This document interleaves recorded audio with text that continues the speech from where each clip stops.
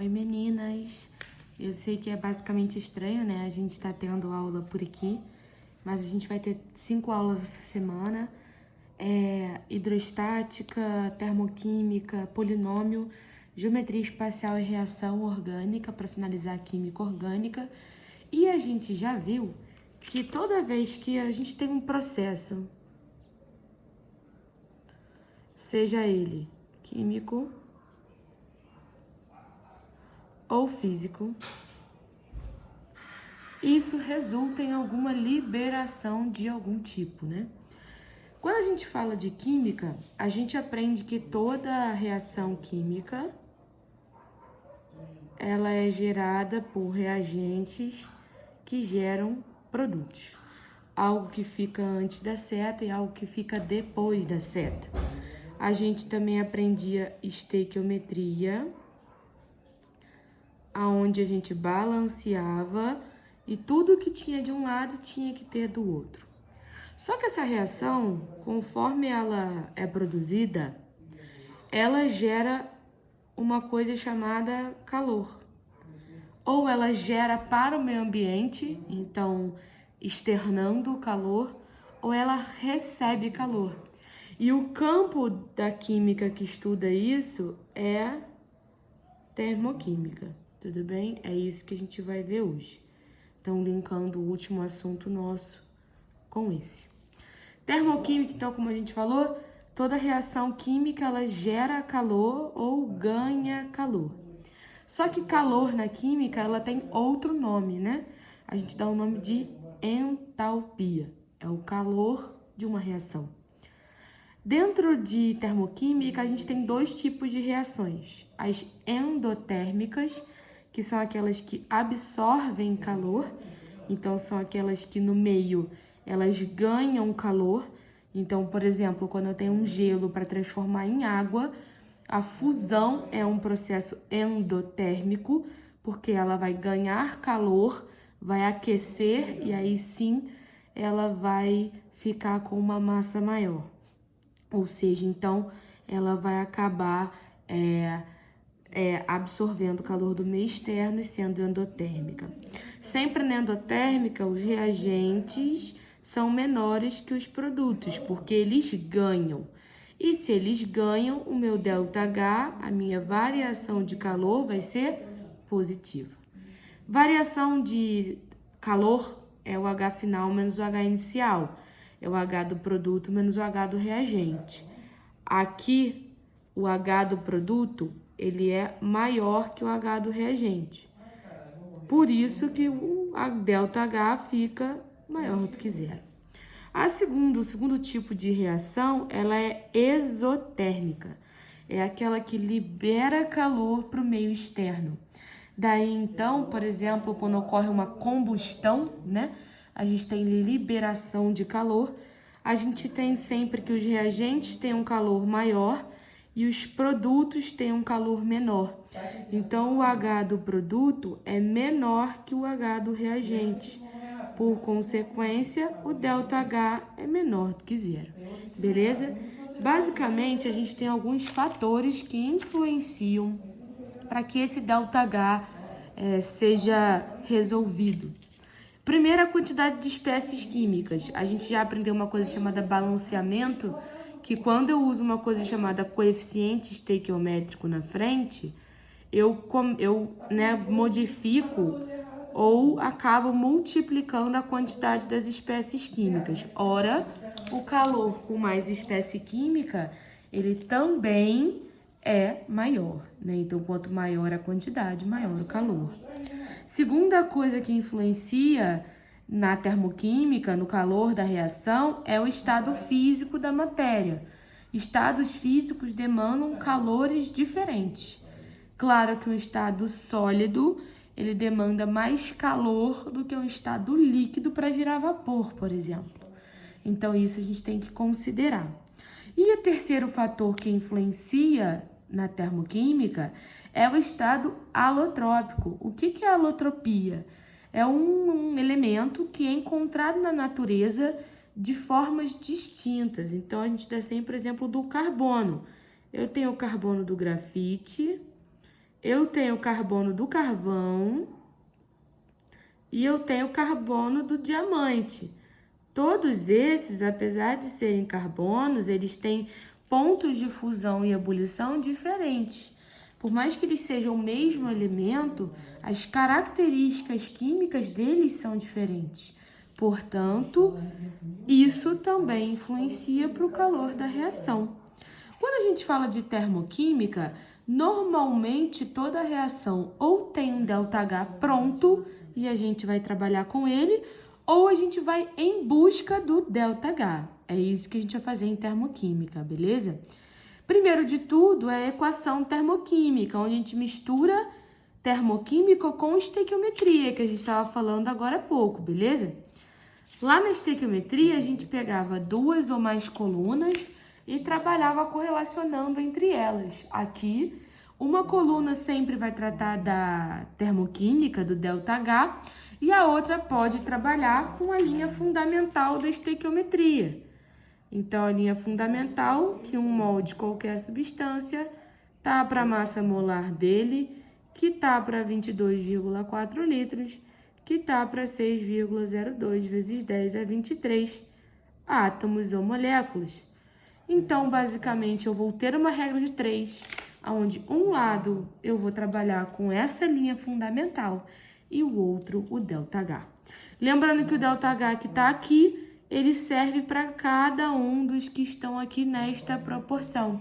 Então, significa, por exemplo, que 2 mols de água utilizam esse ΔH.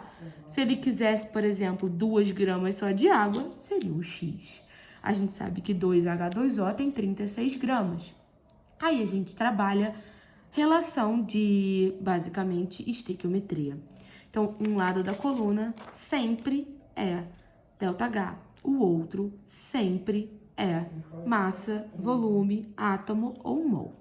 Agora, como eu disse anteriormente, tem basicamente questões e reações em que não tem o ΔH pronto.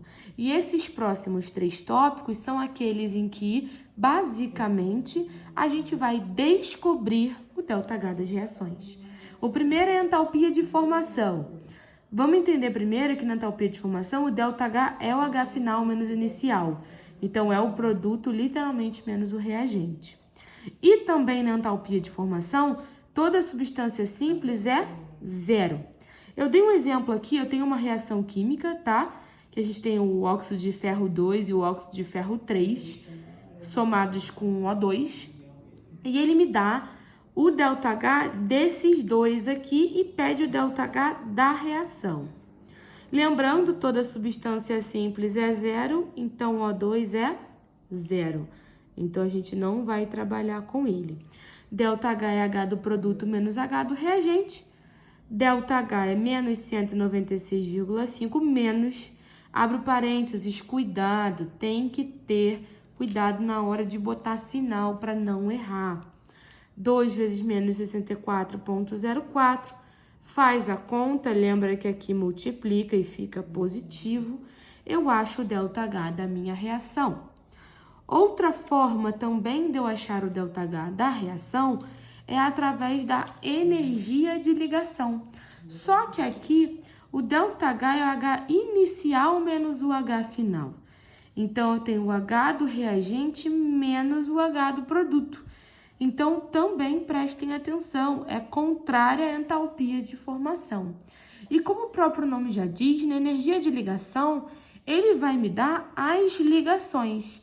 Cabe a mim, através de ligação química que a gente já viu, a gente entender como aquela molécula é formada em ligação e a gente vai descobrir quantas ligações ocorrem. Por exemplo, não é esse caso aqui, mas suponhamos que eu tenho um problema em que ele trabalha com NH4 e ele me fale que a ligação de N com H vale 60.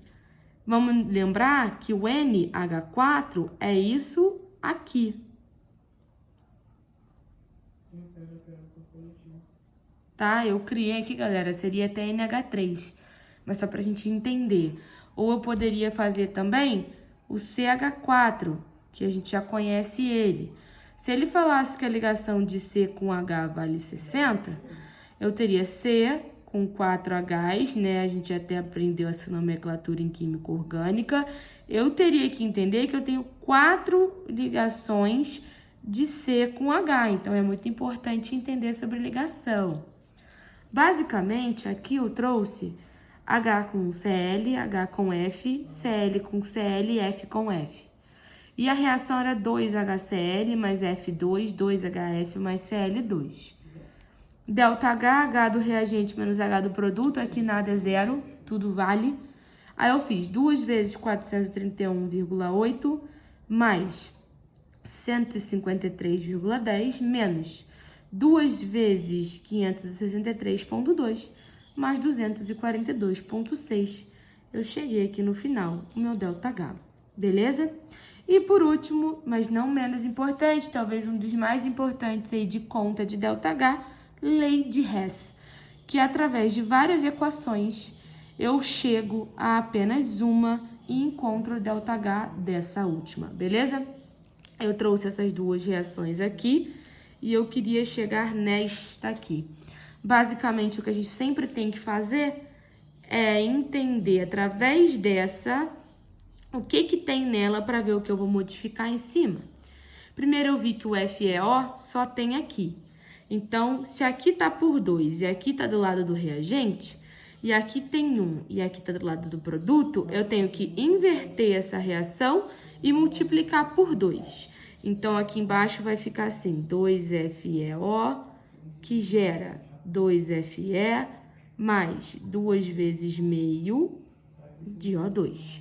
O ΔH, por sua vez, eu também vou inverter e multiplicar por 2. Então, vai ficar 128 positivo.